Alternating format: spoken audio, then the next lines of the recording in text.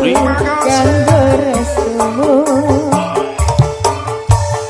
sabar ngenteni tekan baliku kajaga rasa kanggo awamu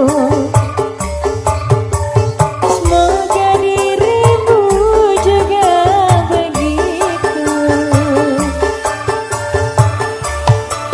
Ayo rasa